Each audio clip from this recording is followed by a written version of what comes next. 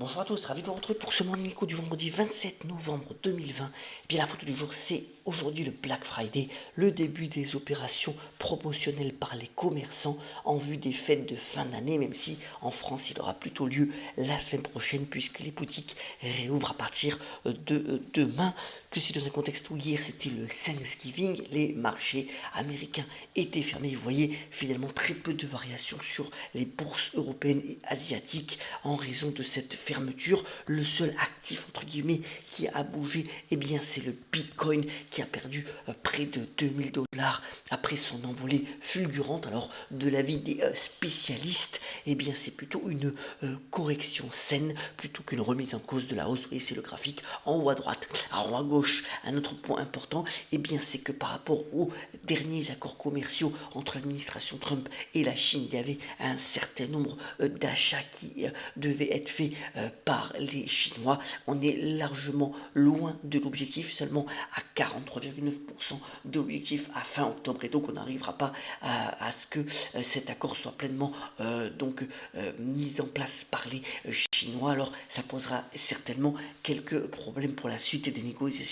commerciales, même si c'est l'administration de Joe Biden qui donc va être mise en place. Autre point sur les taux d'intérêt assez intéressant, d'abord, eh bien, vous voyez, c'est la dette portugaise qui est passée en territoire négatif sur le 10 ans. Alors c'est suite au fait que la BCE, via différents de ses membres, a dit qu'elle était prête à augmenter son programme d'achat quantitatif et d'aide à l'économie. Et vous voyez que ça finalement ça met encore plus de pression sur les taux d'intérêt 10 ans qui pour la majorité de la zone euro sont donc en zone négative. Et c'est par exemple le cas de la dette publique italienne, puisque le trésor italien à 3 ans a emprunté hier à moins 0,11%. Et bien voilà que ça donne des idées aux politiciens italiens, puisque certains d'entre eux ont dit qu'il fallait tout simplement annuler ou mettre en perpétuité la dette contractée lors du Covid. Alors il faut savoir que finalement la dette cumulée italienne sera à la fin de l'année à 159,6% du PIB. Alors c'est une idée, cette annulation éventuelle de la dette qui a été balayée d'un revers, notamment par Bruno Le Maire, le ministre des Finances en France. Mais voilà, il faudra bien trouver une solution.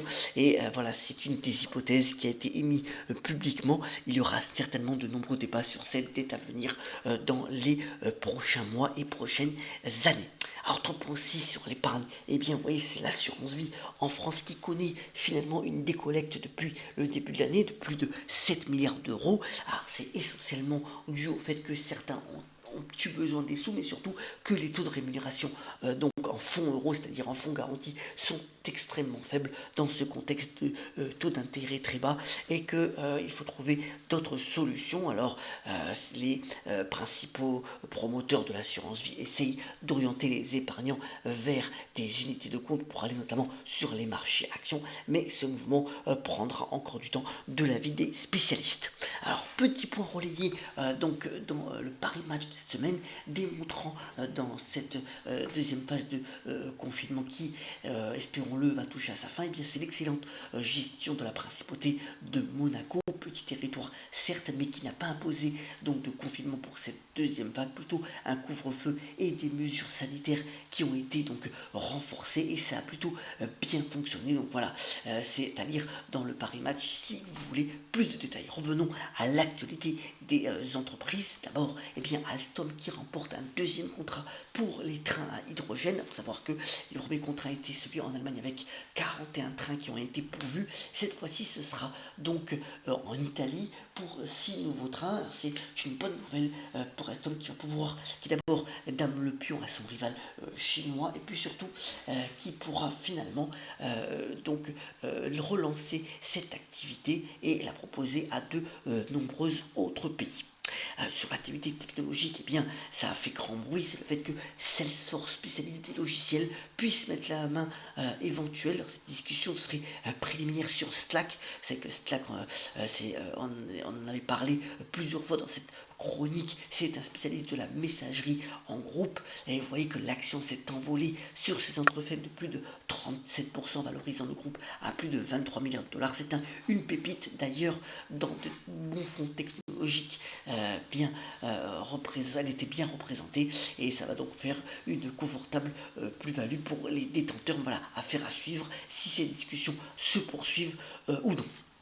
Alors voilà aussi une belle société, puisqu'on parlait de technologie, c'est Medadon.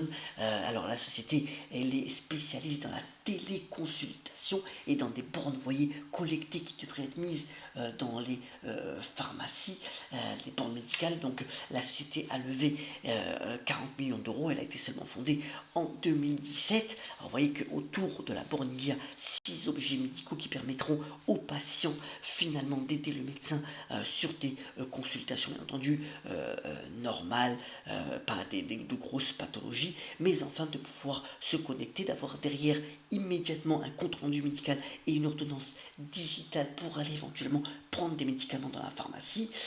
Voilà, ça va certainement résoudre en partie le problème des déserts médicaux, mais voilà, Medadon a grosses ambitions, c'est de mettre 25 000 bornes d'ici à 2024 sur tout le territoire français. Voilà une belle start-up qu'il conviendra bien entendu de suivre.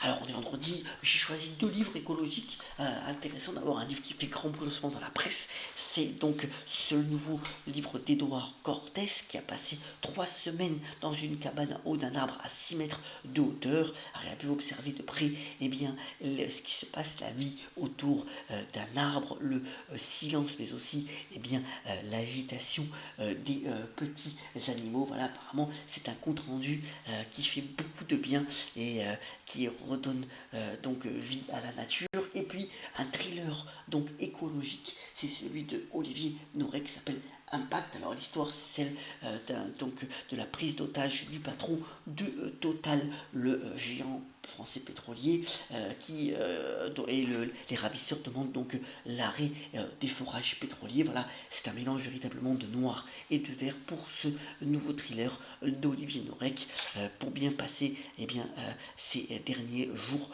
de confinement. Terminons ce Morning bien entendu en rendant hommage à Pipi de Oro qui s'en est allé, Diego Maradona, et qui avait notamment dit en le faisant: mon rêve c'est de jouer un mondial et de le gagner. Je vous souhaite à tous bien entendu de réaliser vos rêves, de passer un bon week-end et on se retrouve la semaine prochaine pour de nouveaux Nico. À très bientôt.